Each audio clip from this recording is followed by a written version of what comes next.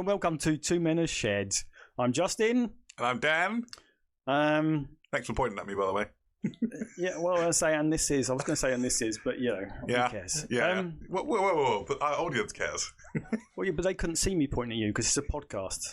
They can Only watch the us. YouTube people can see it. Exactly, yeah. Anyway, let's get off of that. We've had a number of discussions this week about what we're going to talk about. Heated discussions.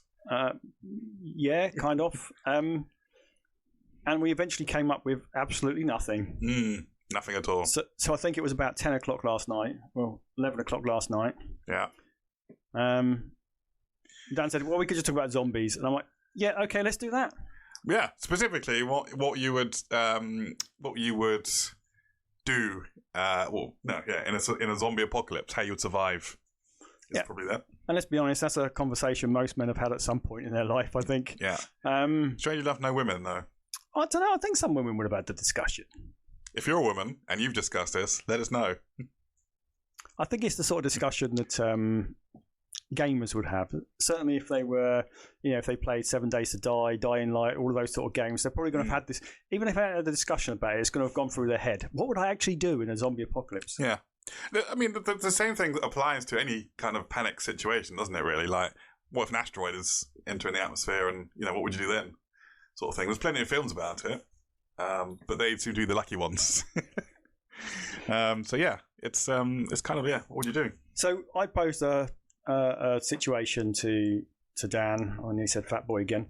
To Dan last night. Yeah. And I think we're going to talk about it today, and that is, you wake up in the morning, emergency broadcast comes on. Yeah. I know your phones go off, everything on the TV and all that saying, morning. The zombie apocalypse is here. Mm-hmm. It cuts to videos of roaming hordes of zombies. And somehow, overnight, the whole southern half of the UK has been overrun by zombies. Yep. Now, we're up more towards... Well, we're still in the southern UK. Where Central. We are, but we're more towards the central side of it, or south central, I would call it. Anyway, so we're about 45 minutes north of London in a car. So what we said is that on the news is coming and say it's going to reach us. The zombies are going to reach us at their current rate in about 2 days. Yeah. Sweeping the whole of the UK as they go. They're sort of moving up towards us. Yep. Yeah. The whole width of the UK across the bottom, and it's a big wave rolling up towards the top of the UK. Yeah. Now, if we're coming from the south of the UK, that's going to assume it came across from France, more than likely, which means Europe's already gone. Yes. So, what do you do? What do you do? How do you survive? Wow.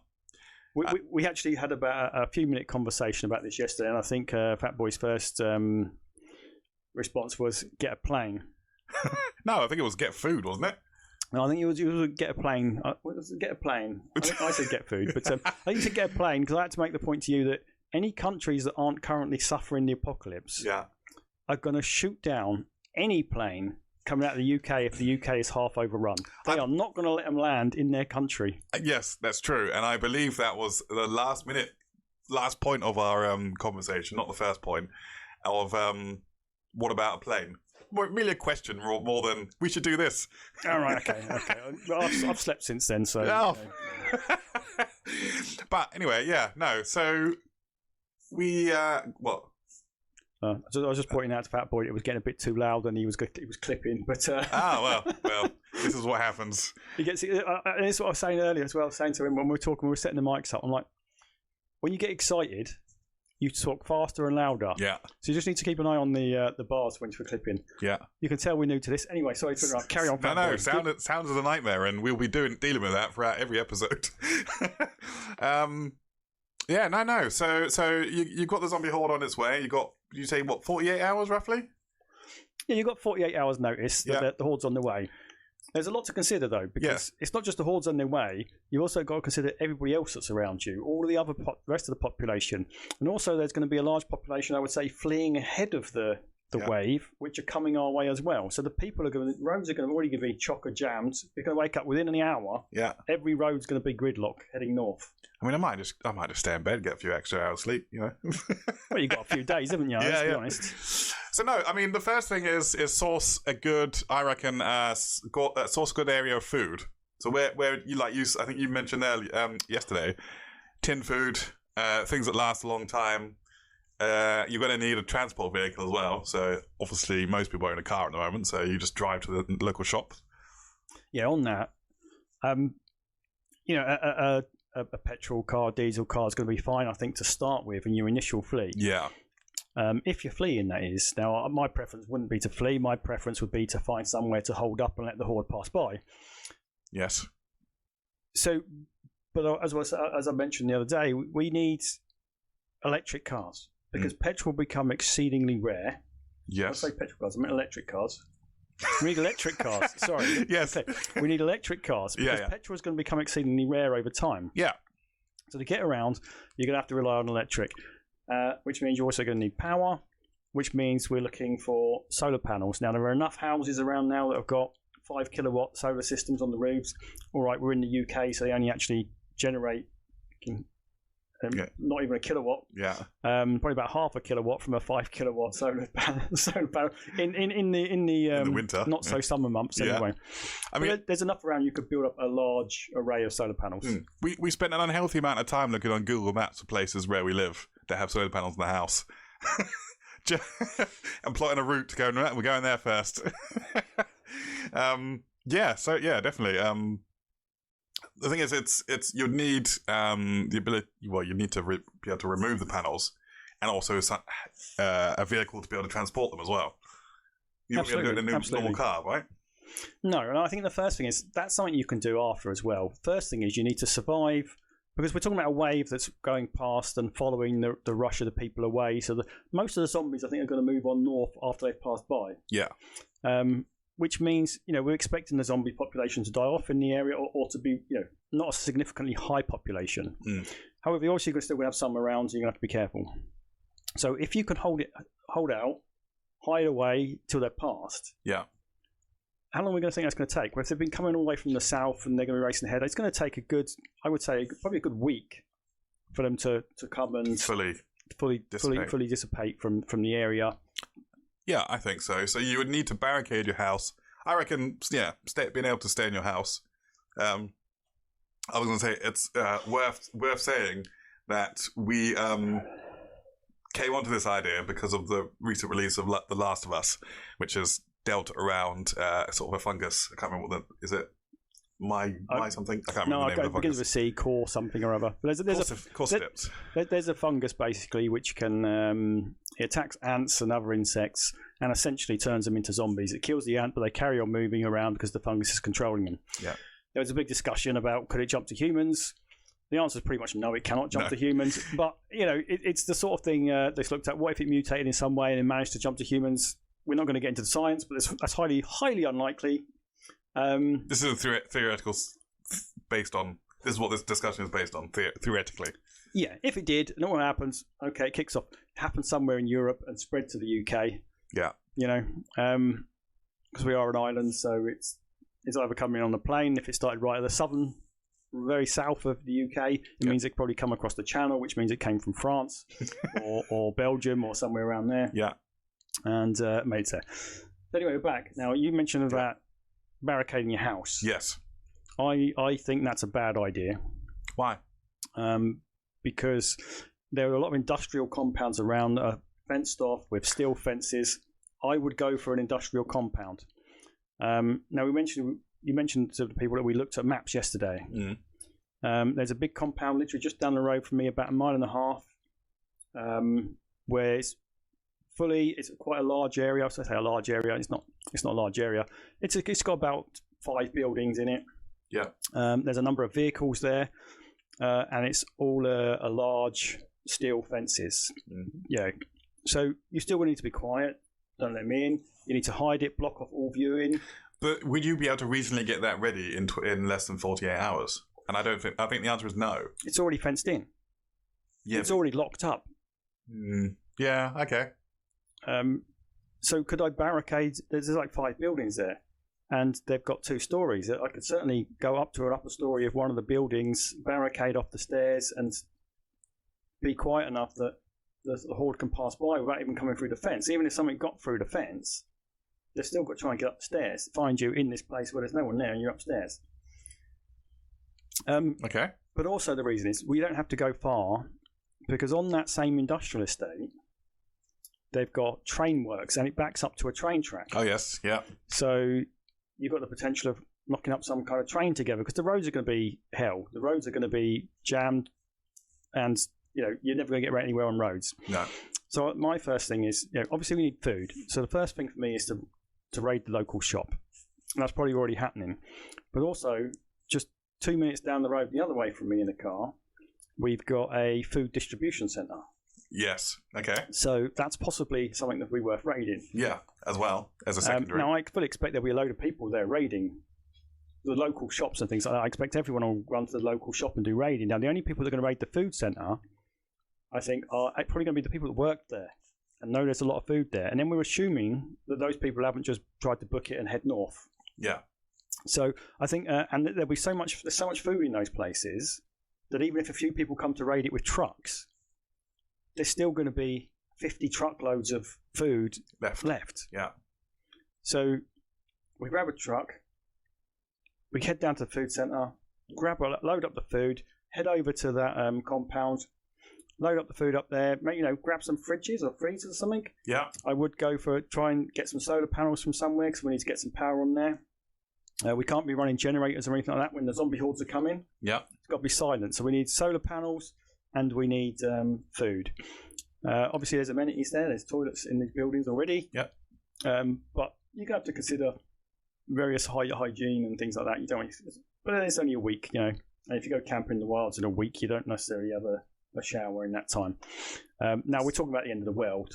I would normally shower a lot more than once a week. So, wow. But if the end of the world's there, I'll screw it. I'm sure nobody would care.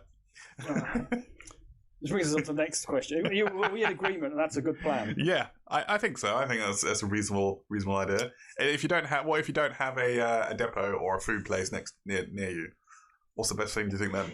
You've got 2 days, and to be honest, the best thing there is to be the first to go and raid the local shop. Yeah. It does be a local shop. You go to a supermarket. Let's be honest, there's supermarkets all over the place. Yeah. They're very large. You could have 500 people raiding them at the same time, and you could still get away with plenty of food. Mm-hmm. The reason I like the distribution centre is because not many people are going to know it's there unless you work there. So you're less likely to come into conflict. Now, I'm thinking of the smaller shops, the little local shops and things like that. I think you have more conflict there. I think that's going to be everyone's first thought, is to run down that local shop and grab supplies. Yeah. Which means I think we're going to have 500 people at a tiny little shop. There's not enough supplies to go round, and people are going to end up killing each other just to try and get the food. Yeah. Okay, fair enough. Next point. So if we're in agreement, we go to a compound or something like it, find a gated compound somewhere around you, get there, get some food in. You've got 2 days, so that takes you, what, a few hours probably. Yeah. 6 at the most. Yeah, so you've got plenty of time. Next is everyone's fleeing. Don't forget, most people are going to be fleeing north, which means most houses are empty, which means all of the solar systems are on the roofs of everyone's houses.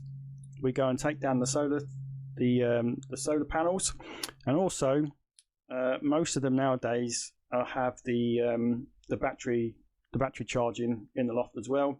Normally like a 1 or 2 kilowatt batteries in the loft, just to buffer that power, so you don't have to feed it back into the grid and get low money. You can actually use that power instead of taking more power from the grid at higher cost. So you take the solar cells and the battery systems. Yeah. You could quite easily put together, I think, if you're rating 5 houses, 5 kilowatt systems, 25 kilowatts of solar panels. And let's say if it's an average, let's just say it's an average of 1 kilowatt batteries in each, which is the smallest you pretty much use. Mm-hmm. We're at 5 kilowatts of power. That's enough to run a cooker, a fridge. And your idea, which you told me last night, an electric fence. I think that would have to come later. Once you're establishing a perimeter base, you go out and collect more. And There was an interesting one we talked about. We've got quite a number of wind farms in the UK. Yes. You know, and they tend to be up on hilltops where it's quite high. I was saying if you can build a compound up there, those wind turbines kick out a lot of power. A few megawatts, I think. But electric vehicles as well. You know, if you're looking at building a battery bank system, electric vehicles, they're going to come with like 50 kilowatt batteries. Yeah. You know, and you're going to want electric vehicles to drive. Quite a lot of Teslas around.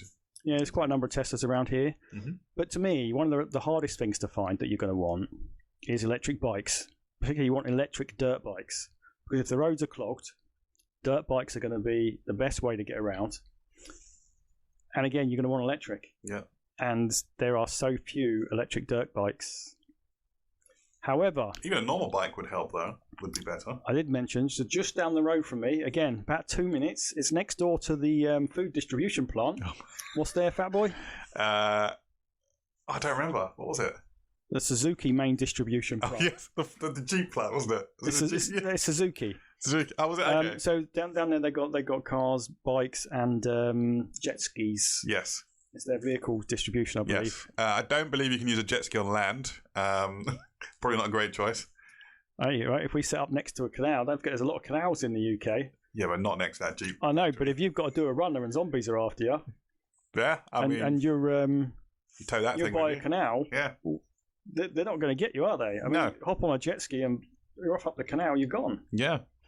But anyway, it's not a bad idea. Yeah. That's another emergency escape route that's in my mind now. So, that's going to stay. Yeah, yeah. Definitely, the moral of that is have plenty of escape routes and different using different vehicles and paths and things. Because otherwise, if you're stuck on foot, you're dead. That was the hardest question now. Yeah, really. And this is the hardest one for me. Okay. Who do you bring with you? You've got to be selective. Yeah, I think the biggest issue that we come across with that one was whoever you invite is going to have their own members of family or whatever it is that they want to bring with them. So your group of people will just increase exponentially, which means more food, which means more transport vehicles, and so on. And you're noisier. Yeah. So here's the thing. What's a best number for a group? Now, my view was about 30 people. Yeah. 20 to 30, I would say, is a good number for a group. Because, you need to make sure you've got a diversity of skills. Yes. So, I'm an engineer. I'm quite happy that I could knock some stuff together. I could knock some weapons together. I could knock some electric fences together. I could do all that kind of stuff. I think I could probably do the same, yeah. Again, so, like, I don't know, my brother-in-law, for example, he works at a panel shop. He's excellent at welding and we're working with metals and things like that. You know, fantastic to have someone to reinforce everything, you know. Yeah. Definitely, yeah. Welders are very useful for, let's say, advanced weapons. Advanced weapons, yeah. A knife on a stick. Yeah. A baseball bat with some nails in it, you know.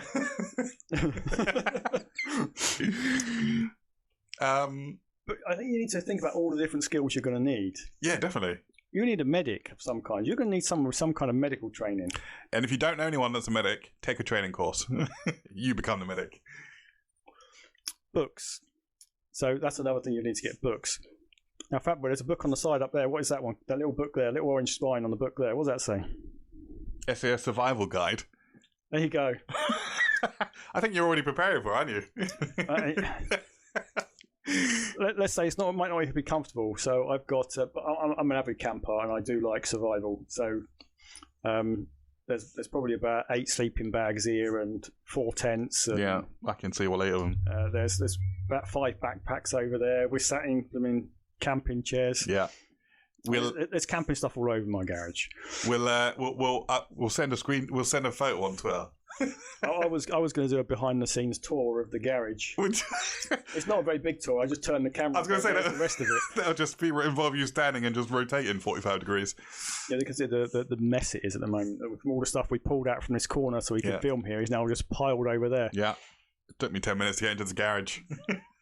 That's because the light was off. This is true. Yeah, the light switch is down is down this end of the garage. This garage door isn't the one we come in. We come in the door down the other end of the garage. Yeah. I'm saying this door, they can't see. No, they can't. This one over I'm there. sat right next to the garage door, which is one of those metal metal doors that pulls down, has zero insulation, it's absolutely freezing cold. But the good news is it's not -2 today. Oh my God! It's a lot warmer today. I think we're probably about right now probably 5 or 6 degrees. Yeah, I think it's quite mild today. It was sunny today, so not too bad. Yeah. So where did we get to? People and skills. People and skills. Yeah. Books you're going to need. So if there's not something you don't know how to do and you haven't got the people to do it, get some books. Get down your local library or get on the internet before it collapses completely. Get some friends. Download some stuff on your phone if you've still got internet. Yes. But local libraries, yes, definitely. Information will be key, I think. Now, for me, I think medical would be an issue from the group of people I've got in mind, because most will be my family. But would medical be an issue? Because if you're bitten, you're technically done for. No, but if I'm putting something together and I cut half my arm up with a saw, I'm going to want somebody who can put my arm back together. Okay, fair enough. There's going to be a lot of accidents. Bear in mind now, we're going to be, in any zombie apocalypse, sooner or later, you're going to run, you're going to be being chased, you're going to fall, you're going to get hurt, you're going to do risky-ass crap, trying to build some stupid weapons, spinning blades and stuff like this, when you're welding things together. The weld isn't quite good enough, a bit of blade comes flying off, goes through your thigh. This is going to happen at some point, I'm sure. Yeah. You're going to want a medic. Not just that, the disease won't just disappear. It may even become rampant if we've got loads of rotting corpses running around. It depends if whatever causes them to become zombies can also kill infections. If not, they could just be infection-riddled things, leaving disease and everything behind. So yeah, true. You're going to want medicine, and you're going to want somebody that knows what they're talking about, or at least be able to look stuff up. Yeah, that's a good idea. So that's the short-term plan. Okay, fine. Yeah, okay. So, I mean, it's obvious who you would save first, right? Your immediate family, yeah? Yep, absolutely. And then, so it's immediate family, people with skills, friends / people with skills, right? So in this case, they're the same thing. Yep. Then I guess anyone that could fill a gap, people that can cook, I guess, as well. Friends that can cook. Generally, cooking is important, but just about everyone I know can cook. So, can you cook? Of course, I can cook. I cook better than a lot of people. I'm not going to say I cook the best, but I do a lot of field cooking as well. Okay. I do a lot of camping, and when I talk about camping, I'm not one of these campers that puts up this ginormous tent and brings like a whole kitchen. I've got me camping stoves. I've got me flint and steels for making fires and starting fires without lighters and stuff. So I do everything properly, proper survival sort of style. Yeah. You can see up there. You'll see the mess tins and the little cooking pots and stuff. That's the sort of stuff I use when I'm camping. But I also cook roast dinners in the house and stuff. I cook quite a lot. Okay. But that's not going to be the issue. The issue is going to be ingredients. Yes. Now, it's great having this big store of food you've pillaged from somewhere. But let's say, because you're going to be rushing, you're going to be doing it, you get back, and what? You've got 500 tins of peas. I hate peas.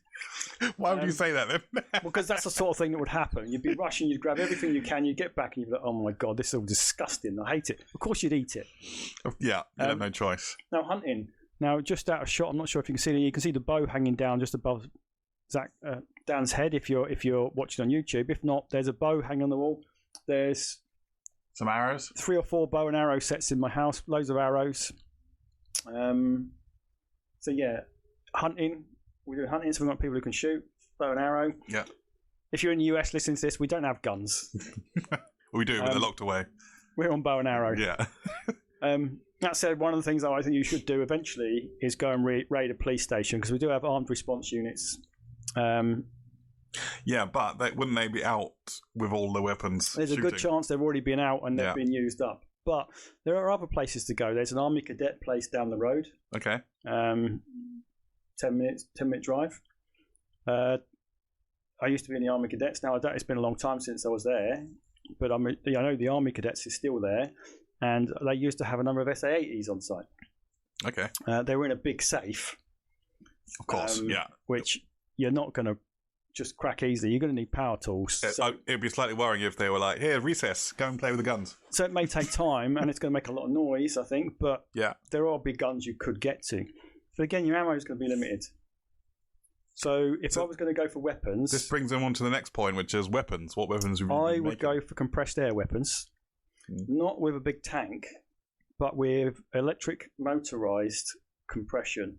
So you've got a very small tank for compressed air. Yeah. The motor compresses the air up to a certain PSI, and you fire out a steel spike.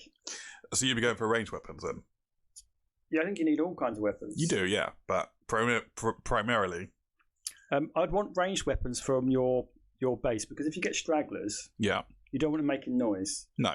You want to be able to take them out without making a lot of noise. Now, I think compressed air rifle firing, a 10 gram, 15 gram nail, like a. I'm thinking like a 6mm diameter solid steel bar, sharpened to a point. The idea is going for the brain. How accurate can you get? Well, this is the sort of thing. I'm pretty sure I could make something like that. But yeah, it's something you'd work on. That wouldn't be a straight away thing. You get guns if you can get them, great. If you can't, then you're on to hand-to-hand weapons, because you're not going to be using bow and arrow against a horde of zombies. Let's be honest. No. That's for picking off stragglers, but more importantly, they're for hunting food. We're going to assume that the zombie doesn't kill all wildlife. No. If they do, we're in trouble. Yeah, we may as well just end it there. But no, I'm sure we could find a few. We need to find a few chickens and stuff like that. To obviously, you keep chickens in the yard, gives you the eggs and some meat. I would, I think I'd go more to your traditional sword type weapon and armor. I was thinking shield, but carrying that around with you, probably not a great idea. You say a shield carrying it around is not going to be a good idea. Now, if you've got a composite carbon fibre shield... Yeah, I'm not quite sure where I'd get that one from, but... Well, you can make one. Could you? Not right. No, right now you could. You could order the stuff to make one, and you can make one. Okay. So you'd have to have that... You're not going to do that after. You'd have to have that on Amazon order prior to the attack, just in case. Well, yeah, you've got enough to order one tonight now, aren't you? Just in case tomorrow's the apocalypse. Yeah, exactly, yeah. But no, you can make some fairly because we're not. Bear in mind, this is zombies. We were talking about traditional zombies. They're not using weapons. They're just the dumb zombies that respond to sounds, smells, sights, stuff like that. But I see no reason why zombies would be super slow and lethargic. So I'm expecting standard human speed. Yeah, well, unless their muscles are rotting away, then you can understand. But then they're going to rot away completely and die off. So traditional zombies, but sort of human speeds. Okay. Yeah. Which means if you go armoring yourself up too heavily, they're definitely going to catch you. Yes. Because they're going to outrun you. So you need some key armor points. I think particularly hands. Hands and forearms. So I'm thinking like the butcher gloves, which are like chainmail gloves. They're actually quite heavy, but you can sock someone in the face with it, and you're not going to worry about their teeth puncturing your fingers. That's a good idea. Yeah. How heavy are they then? Are we talking like on each hand? Probably about 300 grams, a third of a kilo. They're not that heavy, but it feels like quite a lot. Okay. And then we're talking about motorized weapons. Yes. So we're talking about, imagine like a garden strimmer, but instead of having a little string that it swings around, talking like 3 sword blades rotating at high speeds. I feel like you're taking some influence from 7 Days to Die. I am. Yeah. That's the zombie game, just in case if anyone's wondering that one. And they have spinning blade traps, which you put on the floor, and they just have it's almost like a propeller blade that just spins and just decapitates or chops in half the zombies. That's quite, okay, fair enough. Yeah. But anyway, we're getting ahead of ourselves again. You may want a few weapons, but I think you'll be starting off with normal swords and things like that, because you can find swords around. Mm-hmm. A lot of people have ordered them. They're all going to be blunt. Yeah. But you can certainly sharpen them up. And even just in my garage, I mean, there's no swords here, but I could certainly make a number of pole arms and stick steel points on the end of it just for stabbing. Mm-hmm. There's a broom there I can do. There's camera tripods there. There's certain things we could make You've got a sledgehammer, that's quite handy as well. There's a sledgehammer here somewhere, yeah. Yeah. There's also a mattock, which is, if you don't remember mattock, it's like one end's more like a sort of axe head. Yeah. And the other end's more like a hoe. Oh, okay. Which it's a big thing, like a full size sledgehammer, but like a pick on one. It's almost like a pick on one side and like a hoe on the other side. So a wide thing. So it's great for smashing skulls, I should imagine, but it's going to be tiring. Yeah. It'd be great if you've got 1 or 2 zombies, but if you've got 5 you need to take out, you don't want to be swinging that thing around. No. Okay, fair enough. So if you're going to take some basic weapons, but then you need to think about your long-term survival. Now, this being the UK, there are a fair number of castles around. Oh, yes. Oh. Yeah, okay. My plan would be, after the horde has passed, is about an hour north of here, in a car, is Warwick Castle. Yeah. Now, Warwick Castle has quite extensive grounds. It's got an intact castle wall. It's a big tourist spot. In the main hall, there is probably got to be a good 200 pikes, suits of armour, axes, swords. They even got a load of old flintlock pistols and stuff that would be using them. There's even a cannon around or so, I think. They've got some defences, like what they called, like wooden spike things as well, that you could, I'm sure they have somewhere in the castle. Yeah, maybe. And also the walls have got the little arrow slits, and they've got you've got the gatehouse. It's got all the murder holes in and things like that. I think it's pretty secure. There's a couple of bits I think may need tighten up. The wall's pretty low in one corner because there's a hill and the wall is built going up over the hill. So you've got this hill and then the wall above it I think is only about 8 foot or so. Right. So that might need some watching, but most of the walls around it are a good 20 foot tall. There's a river running right nearby it that's got plenty of fish. I've seen loads of fish in that river. Yeah. There's a water wheel set up in the river to generate hydroelectric power. Unfortunately, there isn't a proper generator with it. You could get your jet ski out of the river, couldn't you? It's got the original 1800s sort of generator that was originally used in there. It's like a museum. Yeah. But I'm pretty sure we could figure out to rip that out and put in... retrofit it with... Retrofit it with a modern generator. Just need to find one. Yeah. Shouldn't be too difficult. So there's even you've got that power there, and you've got your solar panels which you're going to bring along with you. I'm pretty sure we'll find a few of the smaller sort of mobile home wind turbines along the way. These little 500 watt, 1 kilowatt wind turbines. Yeah, you get plenty of power. Stick all that on the roof of the castle. There's a big grassed area inside the walls. In the courtyard. Yeah. Big grassed area. You can use that for growing stuff. There's grassy hills in there, so you can grow vegetables in there. I think there's plenty of space to keep some chickens and things like that. So that would be my goal. Okay. To make it to Warwick Castle. We probably need to clear it out because it's going to be an overrun. Hopefully. I say hopefully because I wouldn't want to get there and find out there's 2,000 people. Or zombies, actually. Or let's say the zombies didn't get in. Even if there's 2,000 people in there, yeah, all hiding there, you're done for. Yeah. You can't support 2,000 people. That will turn to violence sooner or later. People would have to leave. So you really want to find it abandoned. Yeah, but if you found it abandoned, how long before it gets overrun by people thinking to do the same? Now here's the thing, right? Bear in mind the zombie horde's already passed. Okay. It's gone on. It's still going north. We're trailing behind it by a week or whatever. We're a week behind the horde that's still going north. Eventually it's going to, once it gets to the very top, it's going to mill around and start dispersing back across the UK in hunt of prey or whatever. Now the stragglers that are left over, the people that are left over after, may well then make their way to somewhere like Warwick Castle, especially if you live in Warwick and you manage to survive the wave. Now the thing is, if the gates were open, there's going to be zombies in there, and you find most people aren't going to go in there.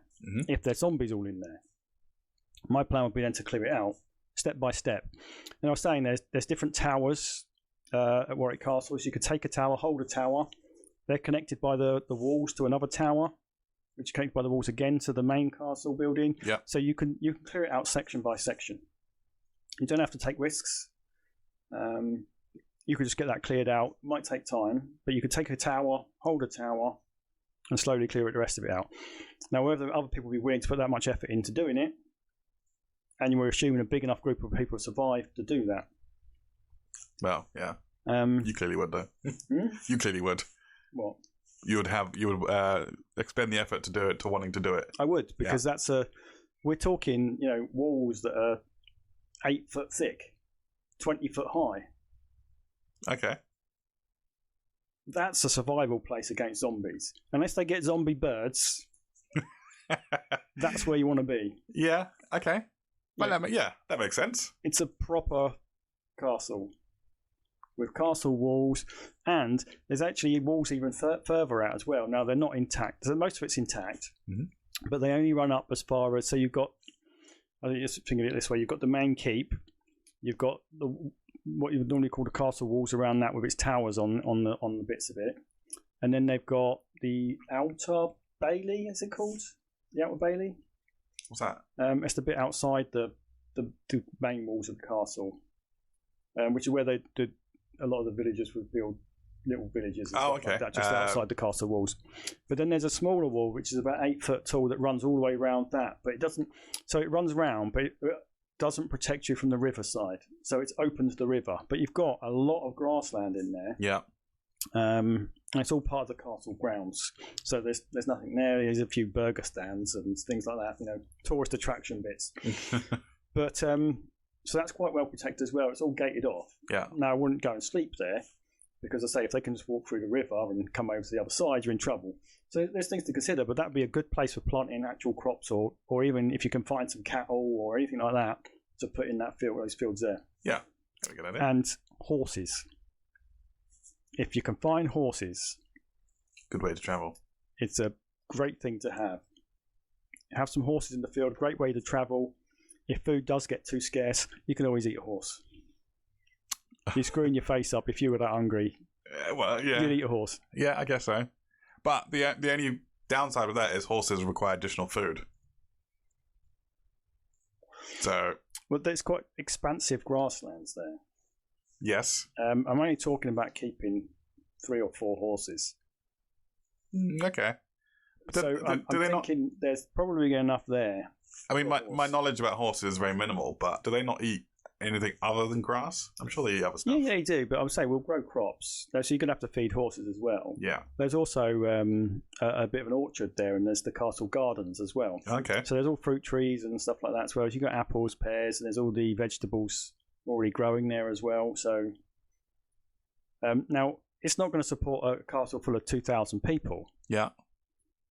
But if you've got a good group of 30, I think 30 is just enough to have, like, you're going to do shifts. You're going to have people patrolling the walls at all hours.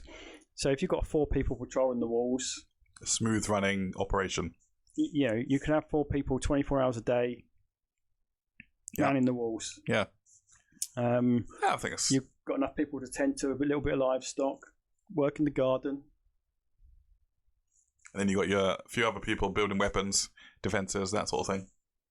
Yeah. Yeah. I think it's good.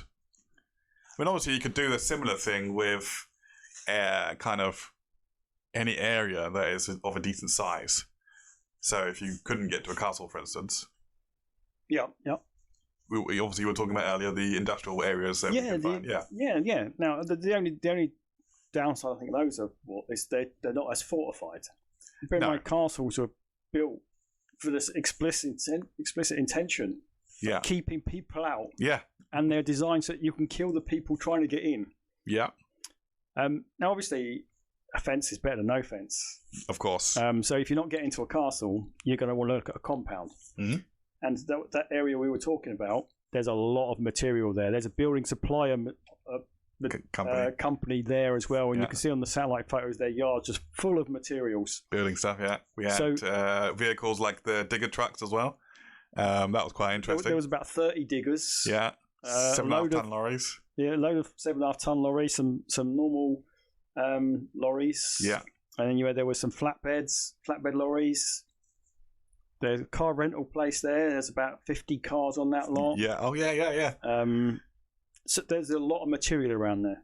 So yeah, industrial estate's definitely a primary, secondary option, I think. And with that, I mean your first choice if you can't get near a castle. Otherwise, secondary. Well, this is it. I mean, if you were clear enough, you'd want to bring the stuff from the machine shops. Yeah.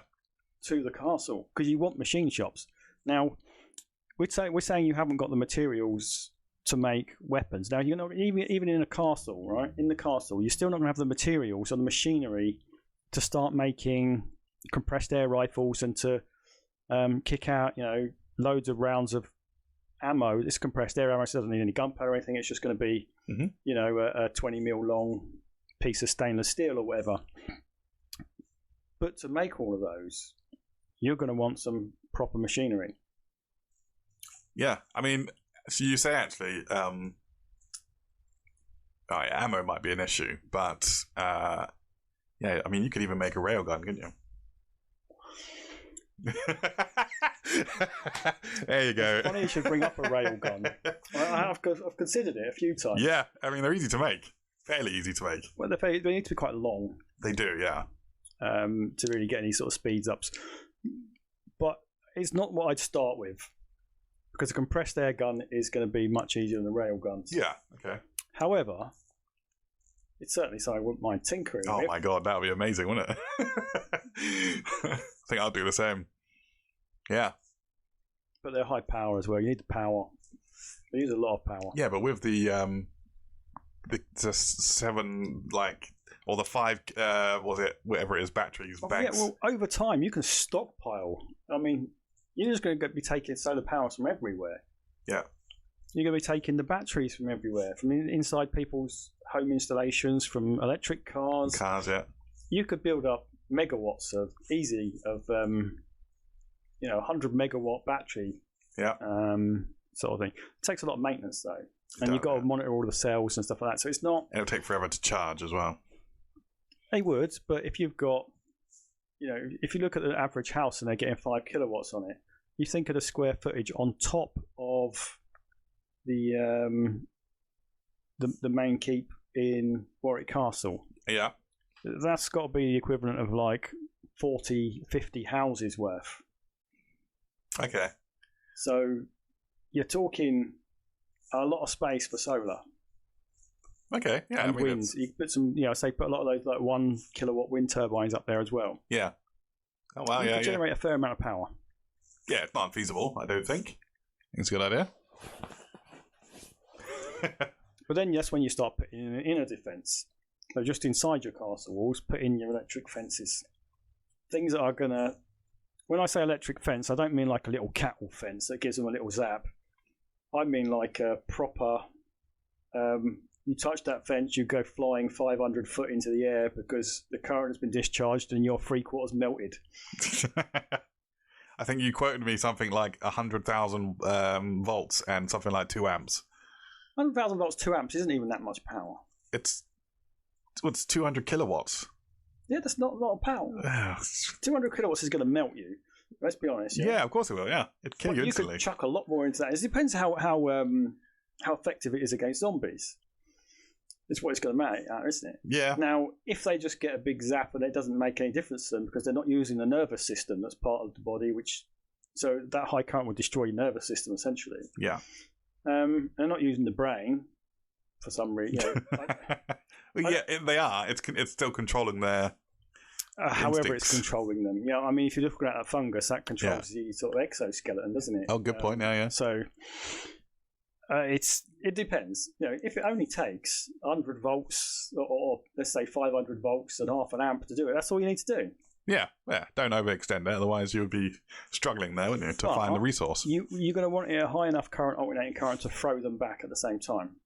Because otherwise what ends up is they end up dying, holding onto it, falling in, grounding the fence, which just drains the power, and then all the others are going to come through. And you want it powerful enough that it's going to, and they're automatically going to get thrown back. Yeah. Yeah. Otherwise, you're going to be stood there, plastic poles pushing them off. Or with your homemade weapons. Or wooden poles. Yeah, with your homemade weapons. Metal ones, because if you tap that fence, you're done for. Bear in mind it's 100,000 volts. You don't, you got to get in within a foot of it, and you're electrocuted. Oh yeah. Because that would arc. Yeah. Hold on. Well, engineer's rule of thumb is 1 millimeter per 1,000 volts. Yeah, but isn't that? However, it's a lot less than that. Isn't that AC? Is that AC voltage? Any voltage. Is it? Yeah. Millimeter per 1,000 volts. So that's the safe sort of distance you're looking at. So realistically, if you said about 0.2 millimeters per 1,000 volts, so 1,000 volts, you're looking at. That's not actually that far. 0.2 of 1,000. Come on, fat boy, use that math brain. 20.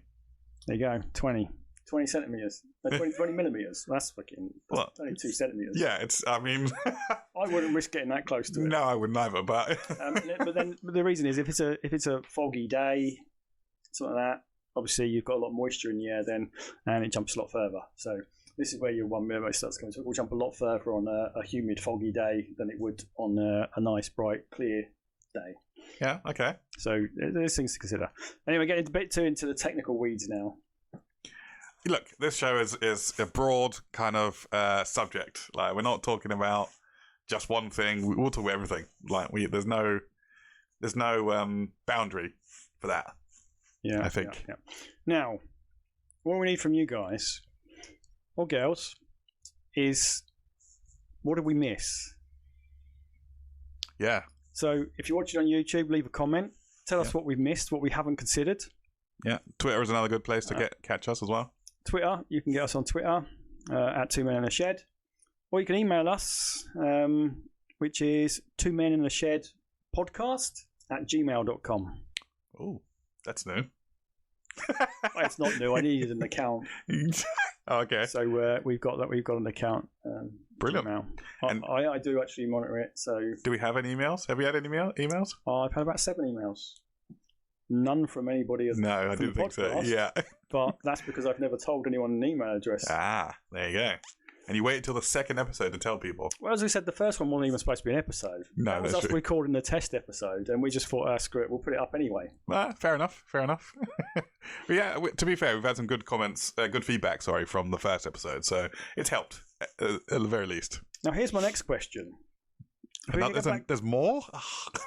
Well, what's the end goal? Is it just to live? Well, because we can't go out hunting. Now, there's plenty of woodlands around. Yeah.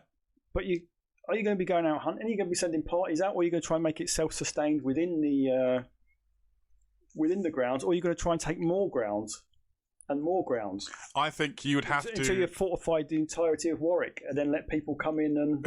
You'd have to fortify the place you're at, right?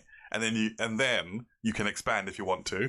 Or you stay where you are. Now, do you trust people who come calling to the gate? Please let us in. We need help. You would have to have some sort of screening area, I guess, wouldn't you? You couldn't just go, yeah, come in. Well, this is where I'm at on it. Yeah. Yeah. I'm not very trusting. I know. You got 2 people show up at the gate. Yeah. Or 3 people. It's a man, a woman, and a child. You're assuming they're a family. They're claiming to be a family. You let them in. Yeah. Everyone seems very nice. Late in the night, one night, he goes over, takes out 2 of your people, opens the gate to let in 50 of his... not zombies. Oh. 50 of his cohorts who decided they wanted to take Warwick for themselves because they could see the great setup we had. Right. So he come in and slaughter everyone. He had, let's say, what's the word? Coerced the woman. So No, they're part of the group. Oh. Let's say it was a group of 50 people. But we don't know it's 50 people. Yeah. There's just a man, a woman, and a child show up at the gate saying, please, we're a family, we need help. Right. You think, a family, let a family in, of course, help them out. Yeah. Before you know it, you're all getting slaughtered in your sleep. And this is, because the resources we've got set up for 30 people may be able to stretch to 35 people or so, but it's not going to stretch to 70, 80 people. Yeah. So they're just going to come and take because they can. Then so you've got to assume, I think to a certain extent you've got to assume the worst in people. Now this is why it's important to me that you extend. Yeah. We keep the fort. Yeah. We keep the castle when it's in a castle wall secure. Yeah. If we can then secure some of the buildings, because literally if you head out of that main gate, there's houses and buildings literally, within 30 meters. Okay. Yeah. So if you can secure some of those homes and extend walls out, build up, and extend around 20 or 30 homes, the newcomers could stay in there. Well, they can stay there. They can still work in the fields because, I say, all the outer Bailey. I'm saying outer Bailey. I don't even know if that's right.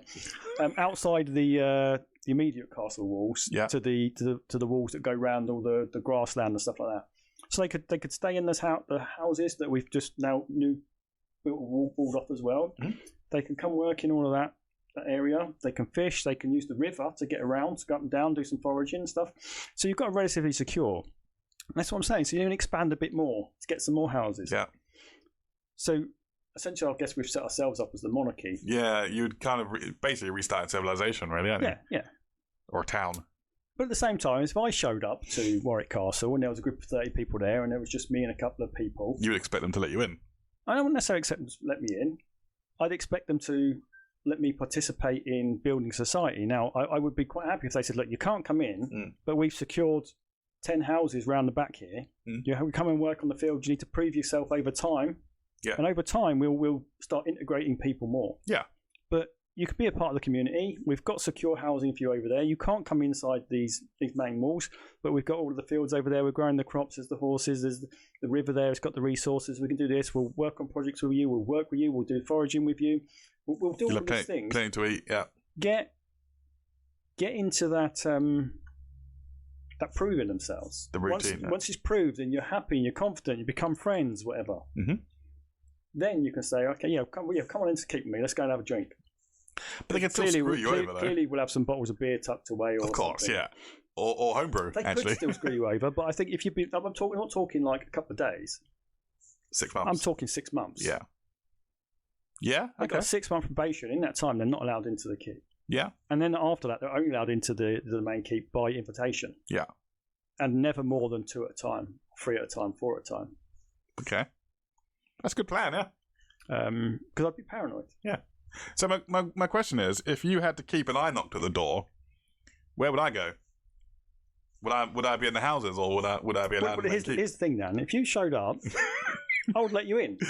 Yeah. But if you showed up with 30 people, I'd let you in. Yeah. As long as it was within the first couple of months of it actually all kicking off. Of course, yeah. But the rest of your posse ain't coming in. I mean that's fair. Now, if it had been more than let's say we've been living there and it's been a year, yeah, and then you showed up, I wouldn't let you in. Interesting. Okay, why is that?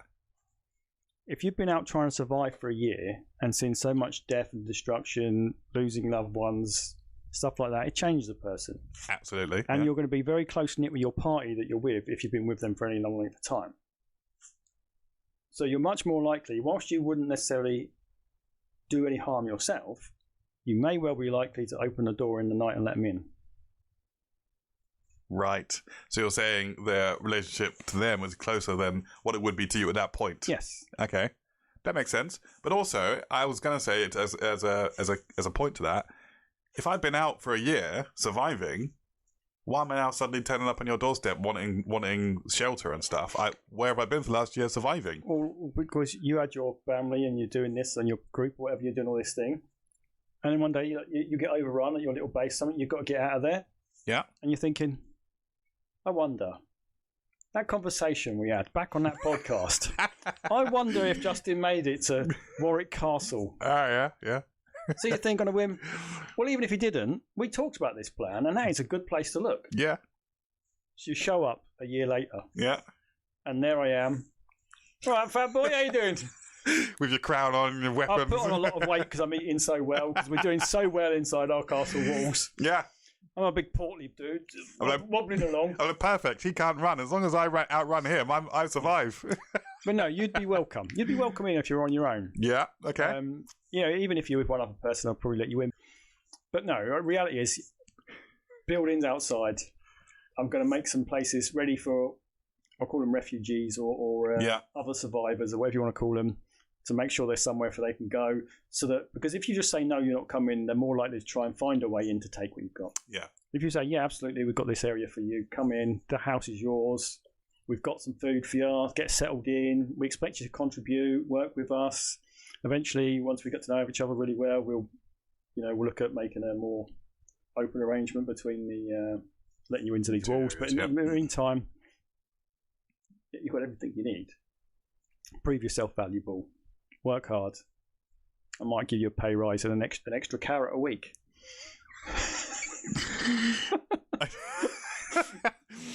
Yeah. Well, that's going to be the currency, isn't it? It's going to be food. Well, yeah. Food's going to be the currency. Food or weapons, potentially. What do you earn?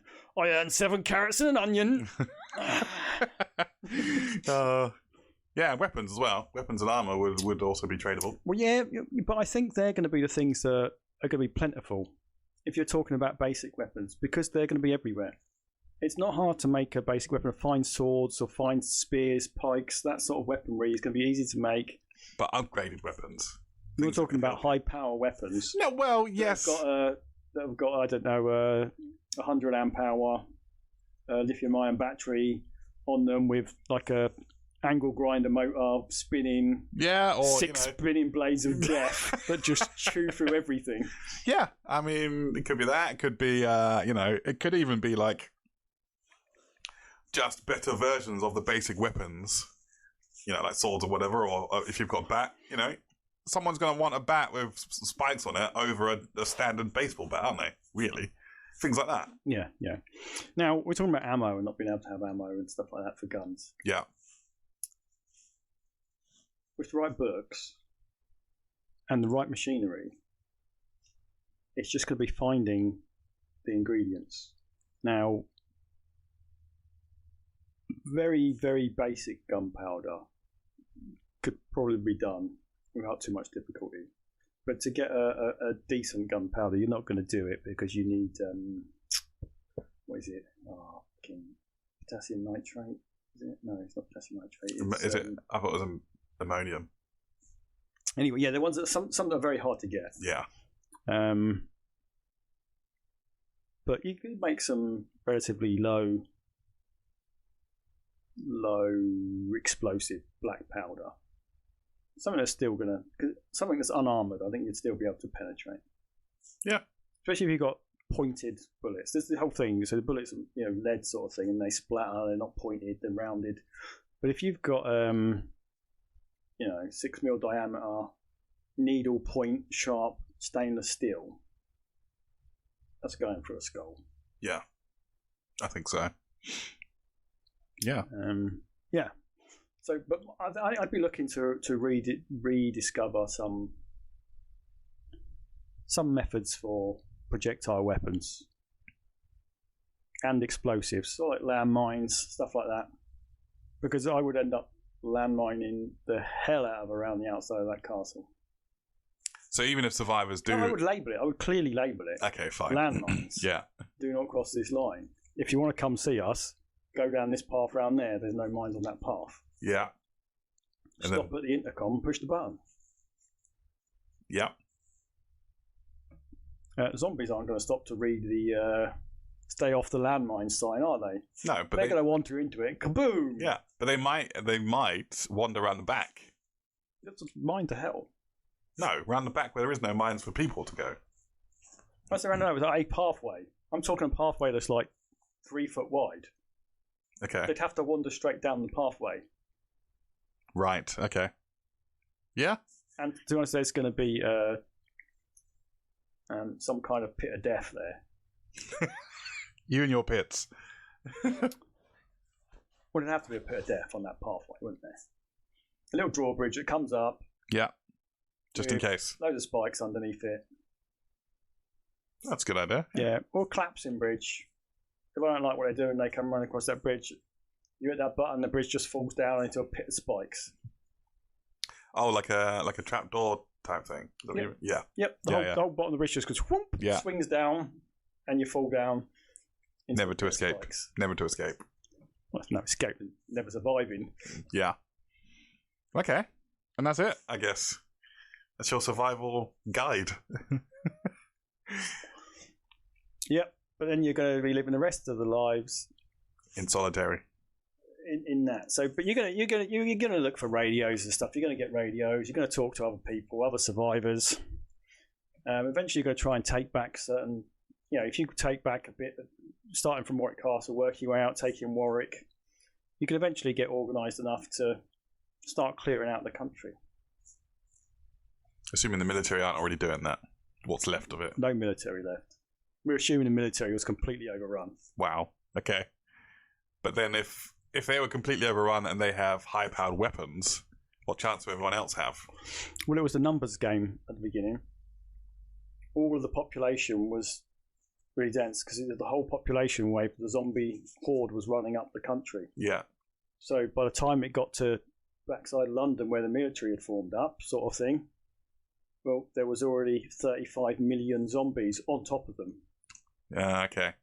Now they're spread back out again all over the country these years later. You can start. And they probably died out as well. I don't know, died out or not, fallen down holes and got stuck. But yeah. But I don't think... do zombies die out? They do in some things eventually. Or they go to more of a hibernation state until they get until they see something. They go dormant, sort of thing. And that's why they always see those style stuff during the day. They just stood there until they hear something. Yeah, possible.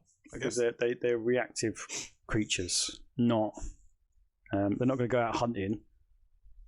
Other than the mindless following the horde. Yeah. I mean, I don't know. That's it. That's what I'm thinking about anyway. Yeah, good plan. I think we've covered it all. We're just going to assume the rest of the world died off, and we're the heroes of this story. Yeah, as usual. I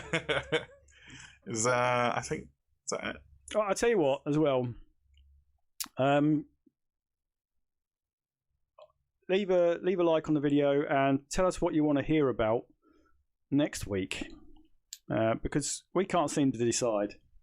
I was going to talk about the Hogwarts Legacy game this week because I just started playing it. And the controversy. And a bit of the controversy, that surrounds it. But Fat Boy didn't do any homework on it. Hey, I had a quick look. Yeah. I'm just not, let's just say, I'm not willing to speak on that subject publicly. Yeah, I say I am, but it's what it is. But regardless, tell us what you'd like us to talk about. Whether we do or not is another issue. But certainly, do you like this kind of form we're talking about, where we're talking about hypothetical zombie apocalypse?